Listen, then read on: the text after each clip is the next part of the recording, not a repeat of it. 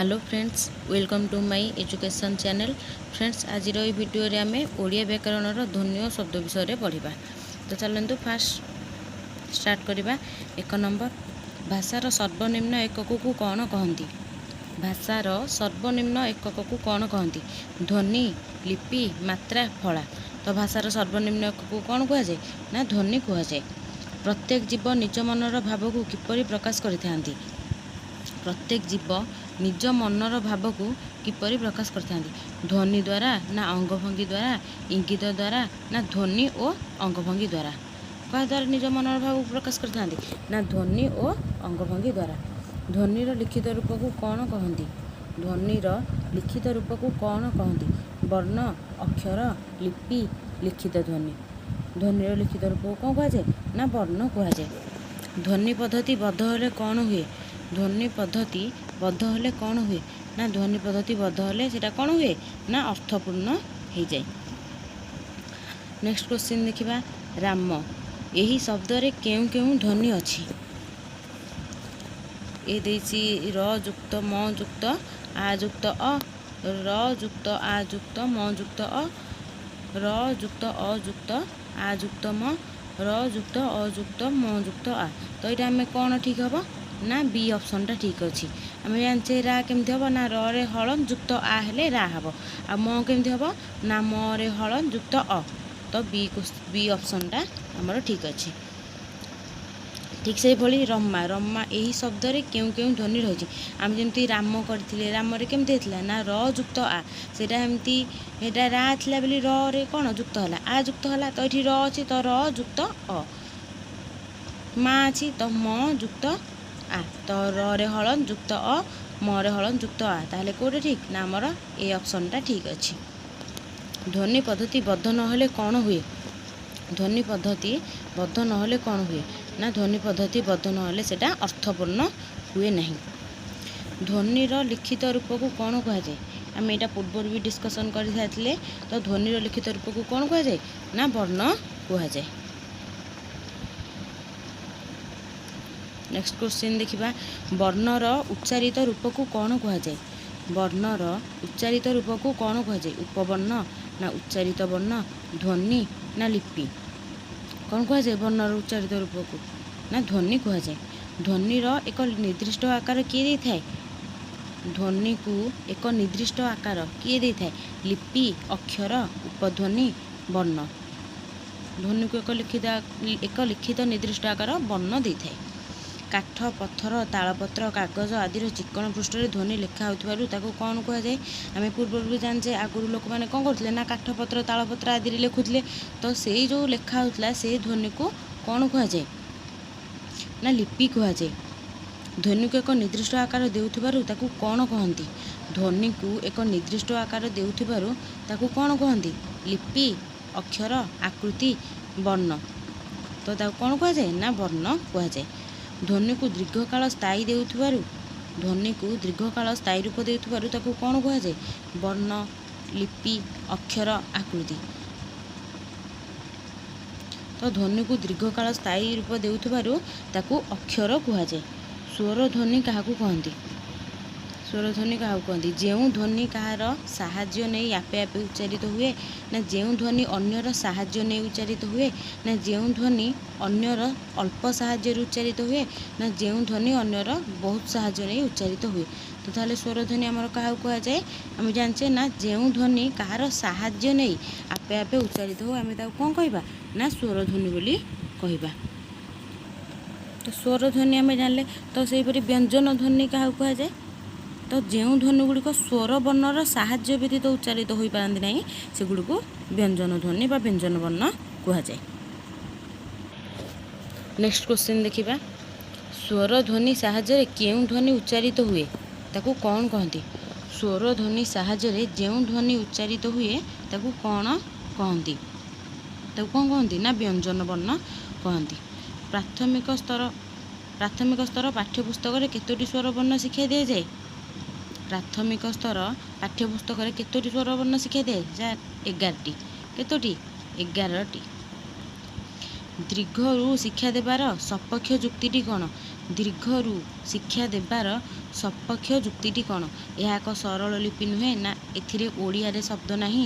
ଏହାର ମାତ୍ରା ରୂପ ଓଡ଼ିଆରେ ବ୍ୟବହୃତ ନା ଏହାକୁ ଅନେକ ଦିନରୁ ଉଠାଇ ଦିଆଯାଇଛି?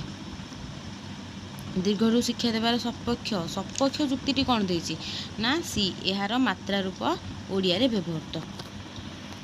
ନେକ୍ସଟ କ୍ୱେଶ୍ଚିନ୍ ଦେଖିବା। ନେକ୍ସଟ କ୍ୱେଶ୍ଚିନ୍ ହେଲା ସ୍ୱର ବର୍ଣ୍ଣର ସାଙ୍କେତିକ ରୂପକୁ କ'ଣ କୁହାଯାଏ? ସ୍ୱର ବର୍ଣ୍ଣର ସାଙ୍କେତିକ ରୂପକୁ କ'ଣ କୁହାଯାଏ? ଫଳା, ମାତ୍ରା, ସାଙ୍କେତିକ ରୂପ ନା ସଂକେତ? ସ୍ୱର ବର୍ଣ୍ଣର ସାଙ୍କେତିକ ରୂପକୁ କ'ଣ କୁହାଯାଏ ନା ମାତ୍ରା କୁହାଯାଏ। ବ୍ୟଞ୍ଜନ ବର୍ଣ୍ଣର ସାଙ୍କେତିକ ରୂପକୁ କ'ଣ କୁହାଯାଏ? ସ୍ୱର ବର୍ଣ୍ଣର ସାଙ୍କେତିକ ରୂପକୁ ମାତ୍ରା କୁହାଯାଏ। ତ ବ୍ୟଞ୍ଜନ ବର୍ଣ୍ଣର ସାଙ୍କେତିକ ରୂପକୁ କ'ଣ କୁହାଯାଏ? ଫଳା ନା ମାତ୍ରା ନା ହଳନ୍ତ ନା ଯୁକ୍ତାକ୍ଷର? ଫଳା କୁହାଯାଏ। ସ୍ୱର ବର୍ଣ୍ଣର ସାଙ୍କେତିକ ରୂପକୁ ମାତ୍ରା ଆଉ ବ୍ୟଞ୍ଜନ ବର୍ଣ୍ଣର ସାଙ୍କେତିକ ରୂପକୁ ଫଳା କୁହାଯାଏ। ଫୁସ୍ଫୁସ୍ରୁ ଆସୁଥିବା ବାୟୁ ନିର୍ଗତ ହେବା ବେଳେ ମୁଖର ଯେଉଁ ଅଂଶକୁ ସ୍ପର୍ଶ କରେ ତାକୁ କ'ଣ କହନ୍ତି? ଫୁସ୍ଫୁସ୍ରୁ ଆସୁଥିବା ବାୟୁ ନିର୍ଗତ ହେବା ବେଳେ ମୁଖର ଯେଉଁ ଅଂଶକୁ ସ୍ପର୍ଶ କରେ ତାକୁ କ'ଣ କହନ୍ତି? ବାୟୁ ଦ୍ୱାର ନା ମୁଖ ଗହ୍ୱର ନା ସ୍ୱରଯନ୍ତ୍ର ନା କଥନ ଅଙ୍ଗ? ତାକୁ କ'ଣ କହନ୍ତି ନା କଥନ ଅଙ୍ଗ କହନ୍ତି। କ, ଚ, ଟ, ତ, ପ ଏଥିରୁ ତାଲବ୍ୟ ବର୍ଣ୍ଣ କେଉଁଟି? କ, ଚ, ଟ, ତ, ପ ଏଥିରୁ ତାଲବ୍ୟ ବର୍ଣ୍ଣ କେଉଁଟି? କ ନା ଚ ନା ଟ ନା ପ? ଚ ହେଉଛି ଆମର କ'ଣ ତାଲବ୍ୟ ବର୍ଣ୍ଣ। ସାଧାରଣତଃ ଆମେ ଜାଣିଛେ ବ୍ୟଞ୍ଜନ ବର୍ଣ୍ଣକୁ ଦୁଇ ଭାଗରେ ବିଭକ୍ତ କରାଯାଇଛି। ଗୋଟେ ହେଲା ବର୍ଗୀୟ ବ୍ୟଞ୍ଜନ ଆଉ ଗୋଟେ ହେଲା ଅବର୍ଗୀୟ ବ୍ୟଞ୍ଜନ। ତ ବର୍ଗୀୟ ବ୍ୟଞ୍ଜନକୁ 5ଟି ଭାଗରେ ବିଭକ୍ତ କରାଯାଇଛି। ଗୋଟେ ହେଲା କଣ୍ଠ ବର୍ଣ୍ଣ, ତାଲବ୍ୟ ବର୍ଣ୍ଣ, ମୂର୍ଧନ୍ୟ ବର୍ଣ୍ଣ, ଦନ୍ତ୍ୟ ବର୍ଣ୍ଣ, ଓଷ୍ଠ୍ୟ ବର୍ଣ୍ଣ। ତ କଣ୍ଠ ବର୍ଣ୍ଣରେ କ'ଣ କ'ଣ ଯାଉଛି ନା କ, ଖ, ଗ, ଘ, ଙ ଏଇ 5ଟା ଯାଉଛି କଣ୍ଠ ବର୍ଣ୍ଣରେ, ଯାହାକି କଣ୍ଠରୁ ଉଚ୍ଚାରଣ ହୋଇଥାଏ। ତେଣୁ ତାକୁ କ'ଣ କୁହାଯାଏ ନା କଣ୍ଠ ବର୍ଣ୍ଣ ବୋଲି କୁହାଯାଏ। ତ ତାଲବ୍ୟ ବର୍ଣ୍ଣ କାହାକୁ କୁହାଯାଏ ନା ଚ, ଛ, ଜ, ଝ, ନ୍ୟ ଏଇ 5ଟାକୁ ତାଲବ୍ୟ ବର୍ଣ୍ଣ କୁହାଯାଏ, କାରଣ ଏଗୁଡ଼ା କ'ଣ ନା ତାଳୁରୁ ଉଚ୍ଚାରଣ ହୋଇଥାଏ। ସେମିତି ମୂର୍ଧନ୍ୟ ବର୍ଣ୍ଣ କ'ଣ ନା ଟ, ଠ, ଡ, ଢ, ଣ ଏଇ 5ଟାକୁ ଆମେ କ'ଣ ନା ମୂର୍ଧନ୍ୟ ବର୍ଣ୍ଣ ବୋଲି କହିଥାଉ। କାହିଁକି ନା ସେଇଟା କେଉଁଠୁ ଉଚ୍ଚାରଣ ହୋଇଥାଏ? ମୂର୍ଦ୍ଧାରୁ ବା ଉପର ଦାନ୍ତ ବା ମାଢ଼ିରୁ ସେଇଠୁ ଉଚ୍ଚାରଣ ହୋଇଥାଏ। ତେଣୁ ଆମେ ତାକୁ କ'ଣ କହିଥାଏ ନା ମୂର୍ଧନ୍ୟ ବର୍ଣ୍ଣ ବୋଲି କହିଥାଉ। ତାପରେ ନେକ୍ସଟ ଦନ୍ତ୍ୟ ବର୍ଣ୍ଣ କେଉଁଗୁଡ଼ା ନା ତ, ଥ, ଦ, ଧ, ନ ଏଇ 5ଟା ହେଲା ଦନ୍ତ୍ୟ ବର୍ଣ୍ଣ। କାହିଁକିନା ଏଇଟା ଉଚ୍ଚାରଣ କେଉଁଠୁ ନା ଦାନ୍ତରୁ ଉଚ୍ଚାରଣ ହୋଇଥାଏ। ତେଣୁ ଆମେ ତାକୁ କ'ଣ କୁହାଯାଏ ନା ଦନ୍ତ୍ୟ ବର୍ଣ୍ଣ ବୋଲି କହିଥାଉ। ଆଉ ଯେଉଁ 5ଟା ରହିଲା ପ, ଫ, ବ, ଭ, ମ ତାକୁ କ'ଣ କୁହାଯାଏ ନା ଓଷ୍ଠ୍ୟ ବର୍ଣ୍ଣ ବୋଲି କୁହାଯାଏ, କାହିଁକିନା ସେଇଟା ଉଚ୍ଚାରଣ ଓଠରୁ ହୋଇଥାଏ। ତ ଆମେ ନେକ୍ସଟ କ୍ୱେଶ୍ଚିନ୍କୁ ଯିବା। ତ ଏଇଟା ଯେଉଁ 21 ନମ୍ବର ଦେଖିଲେ ତ ତାଲବ୍ୟ ବର୍ଣ୍ଣ, ତୁମେମାନେ ଏବେ ଜାଣିପାରିଥିବ ତାଲବ୍ୟ ବର୍ଣ୍ଣ କେଉଁଟା ନା ତାଲବ୍ୟ ବର୍ଣ୍ଣରେ କ'ଣ କରାଯାଉଥିଲା ନା ଚ, ଛ, ଜ, ଝ, ନ। ତ ଏଠାରେ ଚ ଅଛି ତ ତାଲବ୍ୟ ବର୍ଣ୍ଣ ଚ। ବି ଅପସନ୍ଟା ଆନ୍ସର। ନେକ୍ସଟ କ୍ୱେଶ୍ଚିନ୍ କରୁଥାଇ ଦାନ୍ତ ବର୍ଣ୍ଣ ଉଚ୍ଚାରଣ ଏହା ପଢ଼ାଇବା ବେଳେ ଆମେ କେଉଁ ବର୍ଣ୍ଣକୁ ନିର୍ଦ୍ଦେଶ କରିବା? କରୁଥାଇ ଦନ୍ତ୍ୟ ବର୍ଣ୍ଣ ଉଚ୍ଚାରଣ ଏହା ପଢ଼ାଇବା ବେଳେ ଆମେ କେଉଁ ବର୍ଣ୍ଣକୁ ନିର୍ଦ୍ଦେଶ କରିବା? କ, ଖ, ଗ, ଘ, ଙ ନା ଚ, ଛ, ଜ, ଝ, ନ୍ୟ ନା ଟ, ଠ, ଡ, ଢ, ଣ ନା ତ, ଥ, ଦ, ଧ, ନ? ତ ଡି। ଏହା ପଢ଼ାଇବା ବେଳେ ଆମେ କାହା କରୁଥାଇ ଦନ୍ତ୍ୟ ବର୍ଣ୍ଣ ଉଚ୍ଚାରଣ ତ ଏଟା କ'ଣ ନା ତ, ଥ, ଦ, ଧ, ନ। କାରଣ ଆମେ ଜାଣିଛେ ଆମର ଦନ୍ତ୍ୟ ବର୍ଣ୍ଣ କେଉଁଗୁଡ଼ା ନା ତ, ଥ, ଦ, ଧ, ନ। ସେଇଠି ଦେଇଛି କରୁଥାଇ ଦନ୍ତ୍ୟ ବର୍ଣ୍ଣ ଉଚ୍ଚାରଣ। ତ ତାହେଲେ ଆମର କ'ଣ କେଉଁ ଅପସନ୍ଟା ଠିକ୍ ହେବ ନା 22 ନମ୍ବର ଡି ତ, ଥ, ଦ, ଧ, ନ। ବର୍ଗୀୟ ବ୍ୟଞ୍ଜନ କେତୋଟି? ମୁଁ ବର୍ଗୀୟ ବ୍ୟଞ୍ଜନ ବିଷୟରେ କହୁଥିଲି। ତ ବର୍ଗୀୟ ବ୍ୟଞ୍ଜନ କେତୋଟି? ବର୍ଗୀୟ ବ୍ୟଞ୍ଜନକୁ 5 ଭାଗରେ ବିଭକ୍ତ କରାଯାଇଛି। ପ୍ରତି ଭାଗରେ 5ଟି ଲେଖାଏଁ ଅଛି। ତ ତାହେଲେ କେତୋଟି ହେଲା ବର୍ଗୀୟ ବ୍ୟଞ୍ଜନ ସଂଖ୍ୟା ଟୋଟାଲ୍ କେତୋଟା ହେଲା ନା 25ଟି, 20ଟି, 15ଟି, 10ଟି। ତାହେଲେ କେଉଁଟା ଠିକ୍ ନା 25ଟି।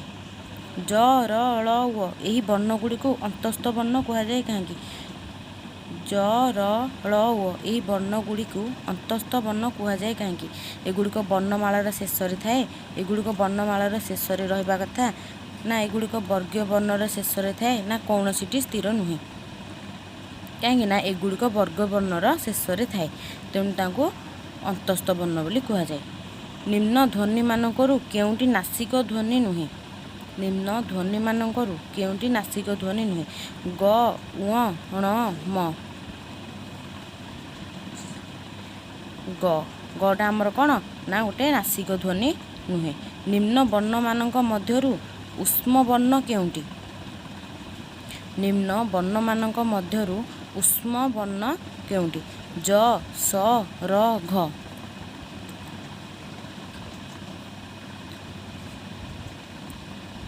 ତାହେଲେ କେଉଁ ଆନ୍ସରଟା ଠିକ୍ ନା ବି ସ ତାଲବେଶ। କେଉଁଟି ଠିକ୍ ବାଛ? ବାଡ଼, କଢ଼, ଧଡ଼ି ନା ଡବା?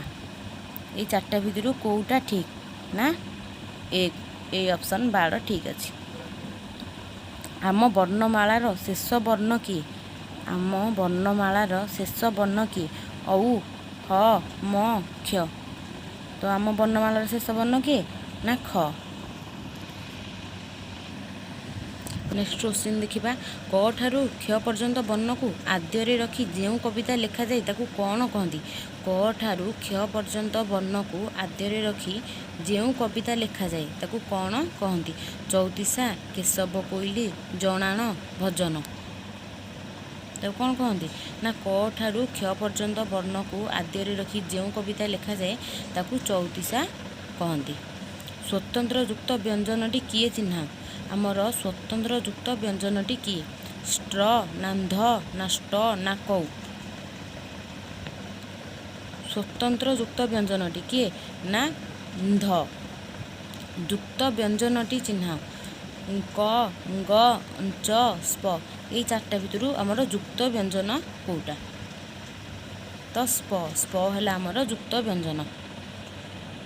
ନନ୍ଦନ। ଏହି ଶବ୍ଦରେ ଥିବା ଦୁଇଟି ନ ମଧ୍ୟରୁ ନିରନୁନାସିକ କିଏ? ନନ୍ଦନ। ଆମେ ଜାଣିଛେ ଏଇଟାରେ ଦୁଇଟା ନ, ଗୋଟେ ଫାଷ୍ଟରେ ଅଛି ଗୋଟେ ଲାଷ୍ଟରେ ଅଛି। ତ ଏହି ଶବ୍ଦରେ ଥିବା ଦୁଇଟି ନ ମଧ୍ୟରୁ ନିରନୁନାସିକ କିଏ? ପ୍ରଥମରେ ଥିବା ନଟା ଆମର ନିରନୁନାସିକ ନା ଲାଷ୍ଟରେ ଥିବା ନଟା ନିରନୁନାସିକ? କ'ଣ ପ୍ରଥମ ନ ନା ଶେଷ ନ ନା କେଉଁଟି ନୁହେଁ ନା ଉଭୟ ନ? ତ ଆମର କେଉଁଟା ଠିକ୍? ପ୍ରଥମ ନ ହେଉଛି ନିରନୁନାସିକ। ନେକ୍ସଟ, ଅର୍ଥ ପ୍ରକାଶ କରୁଥିବା ଗୋଟିଏ ବର୍ଣ୍ଣ ବା ବର୍ଣ୍ଣର ସମଷ୍ଟିକୁ କ'ଣ କୁହାଯାଏ? ଅର୍ଥ ପ୍ରକାଶ କରୁଥିବା ଗୋଟିଏ ବର୍ଣ୍ଣ ବା ବର୍ଣ୍ଣର ସମଷ୍ଟିକୁ କ'ଣ କହନ୍ତି? ଅକ୍ଷର, ଲିପି, ଶବ୍ଦ, ବାକ୍ୟ। ତ ଅର୍ଥ ପ୍ରକାଶ କରୁଥିବା ଗୋଟିଏ ବର୍ଣ୍ଣ ବା ବର୍ଣ୍ଣର ସମଷ୍ଟିକୁ କ'ଣ କୁହାଯାଏ ନା ଶବ୍ଦ କୁହାଯାଏ। ଗୋଟିଏ ଶବ୍ଦରୁ ଗୋଟିଏ ବା କେତୋଟି ବର୍ଣ୍ଣ ବାହାର କରିନେଲେ ତାହା ଶବ୍ଦର କେଉଁ ଗୁଣକୁ କ୍ଷୁଣ୍ଣ କରେ? ଗୋଟିଏ ଶବ୍ଦରୁ ଗୋଟିଏ ବା କେତୋଟି ବର୍ଣ୍ଣ ବାହାର କରିନେଲେ ତାହା ଶବ୍ଦର କେଉଁ ଗୁଣକୁ କ୍ଷୁଣ୍ଣ କରେ? ସୌନ୍ଦର୍ଯ୍ୟହାନି, ଉଚ୍ଚାରଣଗତ ତ୍ରୁଟି, ଅର୍ଥ ପ୍ରକାଶ କରିନଥାଏ ନା କିଛି କ୍ଷୁଣ୍ଣ ହୁଏ ନାହିଁ। ଯଦି ଆମେ ଗୋଟେ ଶବ୍ଦରୁ ଯଦି ମଝିରୁ ଗୋଟିଏ ବର୍ଣ୍ଣ ବାହାର କରିଦେଲେ ତାହେଲେ ସେଇଟା କ'ଣ ନା ତାର କିଛି ଅର୍ଥ ପ୍ରକାଶ କରିନଥାଏ। ତାହେଲେ ଅପସନ୍ 3 ହେଉଛି ରାଇଟ୍ ଆନ୍ସର୍। ତ ଗୋଟିଏ ଶବ୍ଦରୁ ଗୋଟିଏ ବା କେତୋଟି ବର୍ଣ୍ଣ ବାହାର କରିନେଲେ ତାହା ଶବ୍ଦର ଅର୍ଥ ପ୍ରକାଶ କରିନଥାଏ। Next question. ଯେଉଁ ଶବ୍ଦରେ କୌଣସି ପ୍ରତ୍ୟୟ ଯୋଗ ହୋଇନଥାଏ ତାକୁ କ'ଣ କହନ୍ତି? ଯେଉଁ ଶବ୍ଦରେ କୌଣସି ପ୍ରତ୍ୟୟ ଯୋଗ ହୋଇନଥାଏ ତାକୁ କ'ଣ କହନ୍ତି? ମୌଳିକ ଶବ୍ଦ, ଯୌଗିକ ଶବ୍ଦ, ବ୍ୟୁତ୍ପନ୍ନ ଶବ୍ଦ ନା ବ୍ୟୁତ୍ପାଦିତ ଶବ୍ଦ? ଯେଉଁ ଶବ୍ଦରେ କୌଣସି ପ୍ରତ୍ୟୟ ଯୋଗ ହୋଇନଥାଏ ତାକୁ କ'ଣ କୁହାଯାଏ ନା ତାକୁ ମୌଳିକ ଶବ୍ଦ କୁହାଯାଏ। ନିମ୍ନ ଶବ୍ଦମାନଙ୍କ ମଧ୍ୟରୁ କେଉଁଟି ମୌଳିକ ଶବ୍ଦ? ପାଠୁଆ, ଅପାଠୁଆ, ପାଠୋଇ, ପାଠ। ଏଇ ଚାରିଟା ମଧ୍ୟରୁ କେଉଁଟା ଆମର ମୌଳିକ ଶବ୍ଦ? ତ ପାଠ ହେଉଛି ଆମର କ'ଣ ମୌଳିକ ଶବ୍ଦ। ମୌଳିକ ଶବ୍ଦ ଆମେ ଜାଣିଲେ କାହାକୁ କହନ୍ତି ନା ଯେଉଁ ଶବ୍ଦରେ କୌଣସି ପ୍ରତ୍ୟୟ ଯୋଗ ହୋଇନଥାଏ। ତ ପାଠୁଆ, ଅପାଠୁଆ, ପାଠୋଇ ଏଥିରେ ସବୁ ପ୍ରତ୍ୟୟ ଯୋଗ ହୋଇଛି କିନ୍ତୁ ପାଠରେ କୌଣସି ପ୍ରତ୍ୟୟ ଯୋଗ ହୋଇନାହିଁ। ତ ସେଇଟା ହେଉଛି ଆମର କ'ଣ ଗୋଟିଏ ମୌଳିକ ଶବ୍ଦ। ନିମ୍ନଲିଖିତ ଶବ୍ଦମାନଙ୍କ ମଧ୍ୟରୁ କେଉଁଟି ମୌଳିକ ଶବ୍ଦ ନୁହେଁ? ନିମ୍ନଲିଖିତ ଶବ୍ଦମାନଙ୍କ ମଧ୍ୟରୁ କେଉଁଟି ମୌଳିକ ଶବ୍ଦ ନୁହେଁ? ପାଣି, ବୈଜ୍ଞାନିକ, ପତ୍ର ନା ଭାତ? ତ ବୈଜ୍ଞାନିକ ହେଉଛି ଆମର କ'ଣ ଗୋଟିଏ ମୌଳିକ ଶବ୍ଦ ନୁହେଁ। ନେକ୍ସଟ କ୍ୱେଶ୍ଚିନ୍ ଦେଖିବା। ଯେଉଁ ସଂସ୍କୃତ ଶବ୍ଦ ଗୁଡ଼ିକ ଓଡ଼ିଆ ଭାଷାରେ ଅବିକଳ ବ୍ୟବହୃତ ହୁଏ ତାକୁ କ'ଣ କହନ୍ତି? ଯେଉଁ ସଂସ୍କୃତ ଶବ୍ଦ ଗୁଡ଼ିକ ଓଡ଼ିଆ ଭାଷାରେ ଅବିକଳ ବ୍ୟବହୃତ ହୁଏ ତାକୁ କ'ଣ କହନ୍ତି? ତଦ୍ଭବ, ତତ୍ସମ, ଦେଶଜ, ବୈଦେଶିକ। ତାକୁ କ'ଣ କହନ୍ତି ନା ତତ୍ସମ କହନ୍ତି।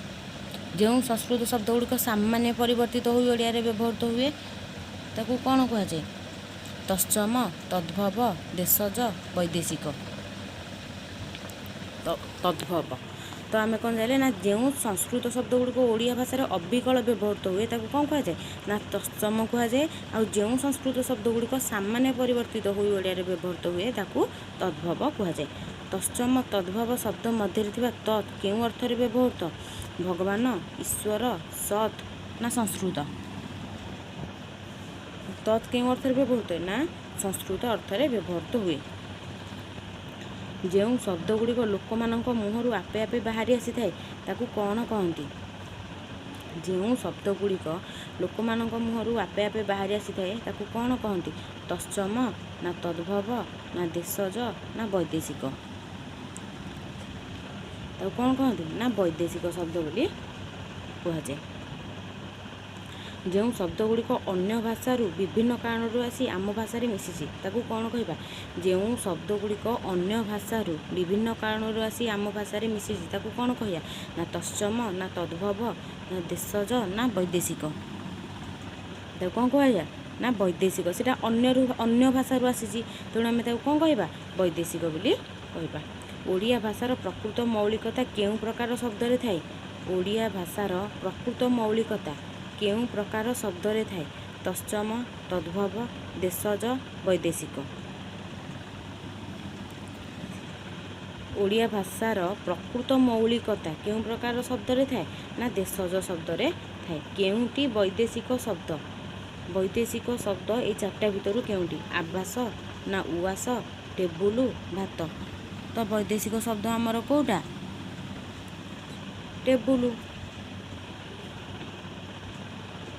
ନିମ୍ନଲିଖିତ ବୈଦେଶିକ ଶବ୍ଦମାନଙ୍କ ମଧ୍ୟରୁ କେଉଁଟି ପାରସୀ ଭାଷାରୁ ଆସି ଆମ ଭାଷାରେ ଚଳୁଛି? ନିମ୍ନଲିଖିତ ବୈଦେଶିକ ଶବ୍ଦମାନଙ୍କ ମଧ୍ୟରୁ କେଉଁଟି ପାରସୀ ଭାଷାରୁ ଆସି ଆମ ଭାଷାରେ ଚଳୁଛି? କାମିଜ, ଅଇନା ନା ଗାଲିଚା ନା ଟାଉନ?